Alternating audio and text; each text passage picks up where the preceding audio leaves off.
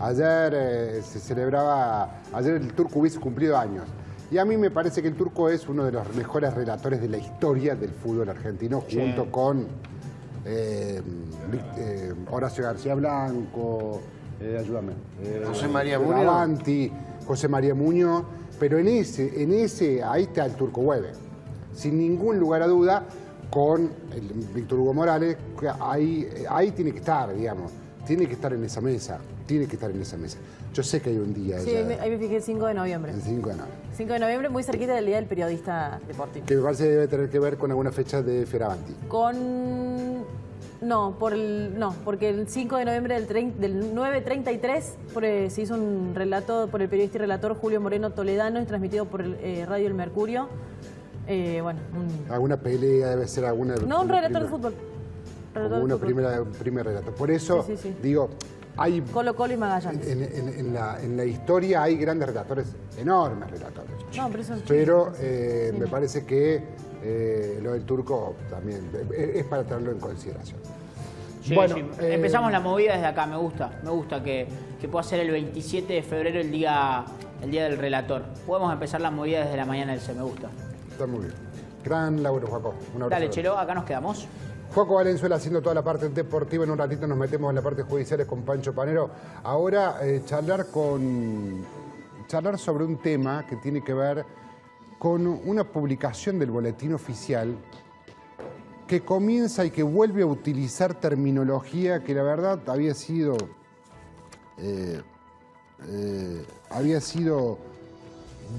se había dejado de utilizar hace muchísimos años, en donde se trata de imbécil, de débil mental y de idiota a las personas con discapacidad.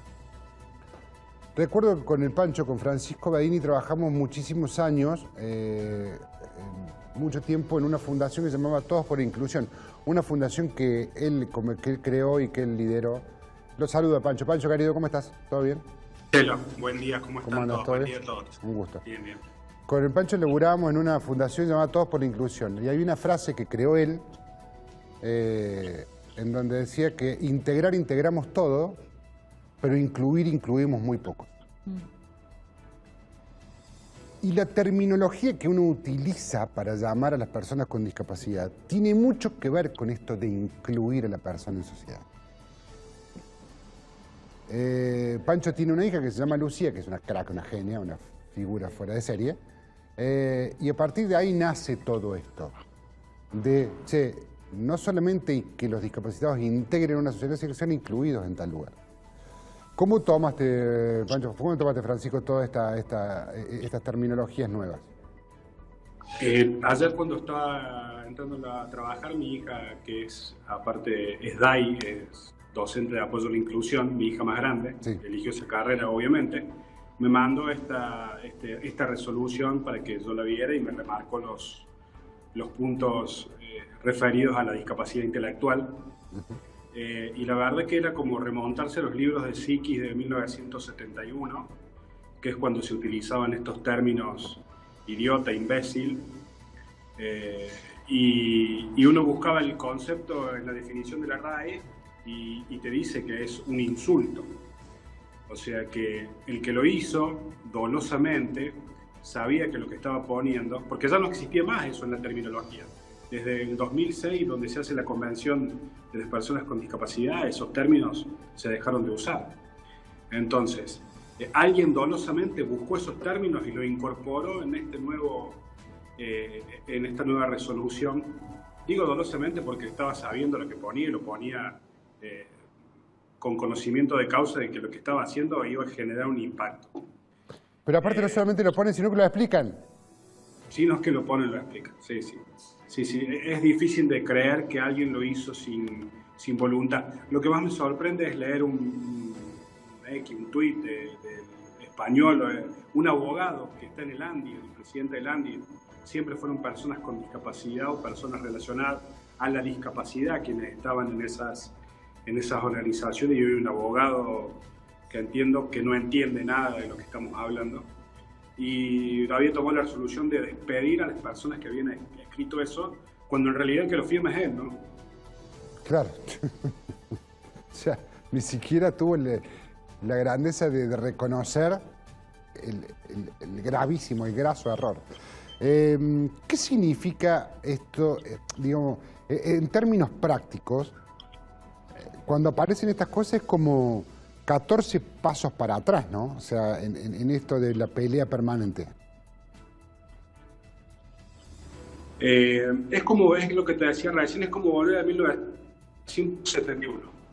Esa es la fecha exacta de cuando se utilizaban estos términos para referirse a estas situaciones o discapacidades cognitivas y deficiencias mentales que se decían en esa época. Y es doloroso porque vos sabés, Chelo, cómo le hemos peleado para eliminar algunos términos como mogólico y otros que vos sabés muy bien que han sido bastante inefables con ese término. Y leer esa resolución y ver con qué desatino, con qué manera tan vulgar de tratar a las personas por su coeficiente intelectual, que básicamente tiene que ver con eso. O sea, de 0 a 30 sos un idiota, de 30 a 50 sos un imbécil, y así te trata esta resolución. Por más que le hayan cambiado, el daño está hecho, porque es el pensamiento que tienen. Y no voy a hablar de política ni nada, porque esto viene desde antes, no desde ahora. Pero al haber salido de la OMS, estas cosas iban a pasar. ¿Por qué? Porque también vamos a salir de la convención. Y esto es grave para todas las personas con discapacidad, para todos los derechos que se han logrado y para todo lo que se podía llegar a lograr. Hoy estamos estancados. Hoy no solamente las personas con discapacidad, las personas que trabajan para las personas con discapacidad están en problemas. Y esta resolución, que nosotros estamos haciendo solo un texto, que es lo que más nos llamó la atención, habla de muchas cuestiones que se van a cambiar para simplemente, en el caso dar una pensión no contributiva, una pensión por invalidez, pero este es el inicio o el comienzo de algo peor.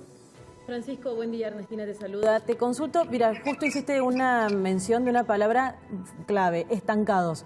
Yo te quería preguntar cómo está la situación hoy para las personas con discapacidad, para sus familias y también para con las personas que trabajan con discapacidad. Sabemos que hace mucho que no les actualizan los salarios o lo que se les paga a través de las mutuales para hacer las rehabilitaciones y demás. Quería pedirte si podemos echar un poco de luz entre tanta oscuridad, pero parece que no es posible. Siguen retrasados los aportes que se hacen a los prestadores. Los valores que se pagan son irrisorios, digamos. Yo creo que es más una cuestión vocacional de esta gente que nos acompaña y que son nuestro complemento diario desde hace mucho tiempo que lo que ganan en sí como dinero, digamos.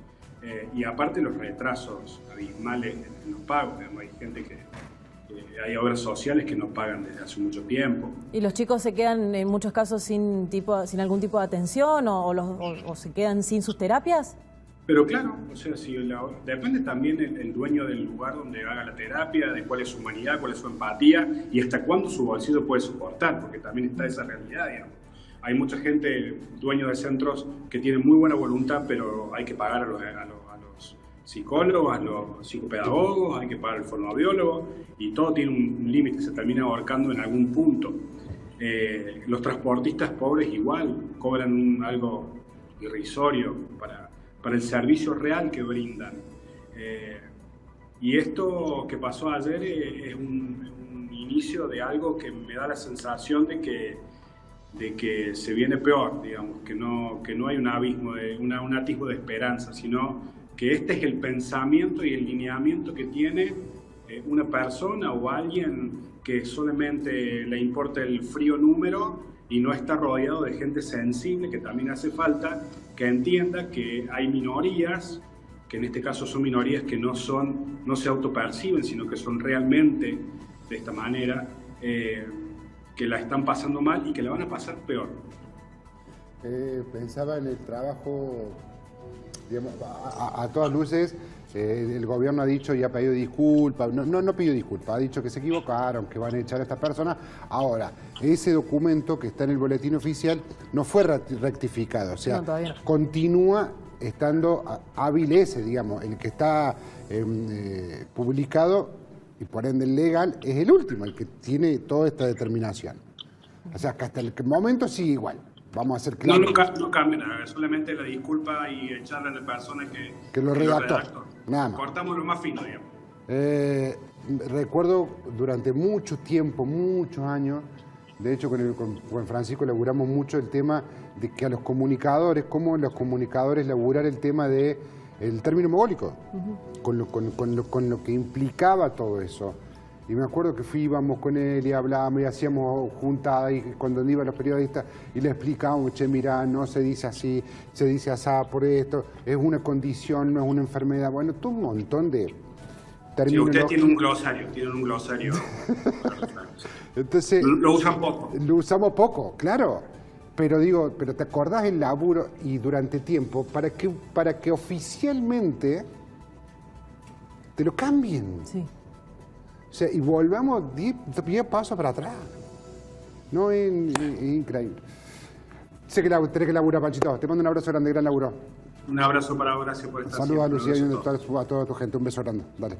Francisco Bedini, papá de Lucía, que hemos laburado mucho tiempo juntos. Él ha laburado mucho tiempo en la fundación y la verdad,